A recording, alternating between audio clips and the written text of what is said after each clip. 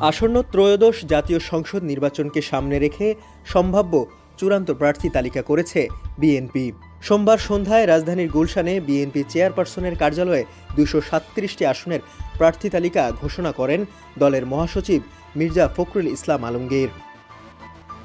সম্ভাব্য মনোনয়ন পাওয়াদের মধ্যে আলোচনা এসেছে বিএনপির হেভিওয়েট নেতারা কে কোন আসনে নির্বাচন করবেন। দলের চেয়ারপারসন বেগম খালেদা জিয়া দিনাজপুর ৩, বগুড়া ৭ ও ফেনী ১ আসনে নির্বাচন করবেন এবং তার ছেলে ও বিএনপির ভারপ্রাপ্ত চেয়ারম্যান তারেক রহমান বগুড়া ৬ আসন থেকে লড়বেন এবং ঠাকুরগাঁ ১ আসনে প্রার্থী হয়েছেন বিএনপির মহাসচিব মির্জা ফখরুল ইসলাম আলমগীর।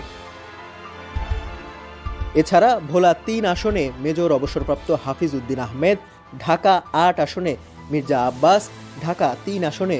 গয়েশ্বর চন্দ্র রায়, নরসিংদী ২ আসনে ডক্টর আব্দুল মঈন খান, নেত্রকোনা ৪ লুৎফর জামান বাবর, সিরাজগঞ্জ ২ ইকবাল হাসান মাহমুদ টুকু, ঢাকা ২ আমানুল্লাহ আমান, কুমিল্লা ১ ডক্টর মোশাররফ হোসেন, কক্সবাজার ১ সালাউদ্দিন আহমেদ, কিশোরগঞ্জ ৪ ফজলুর রহমান, ময়মনসিংহ ১ ইমরান সালে Prince, Noakhali ১ Mahbub Uddin Khokon, Noakhali ৩ Barkatullah blue, Lakshmipur ৩ Shahid Uddin Chowdhury Annie, Dhaka ১৬ Aminul হক ও চট্টগ্রাম ৭ হুম্মাম কাদের চৌধুরী।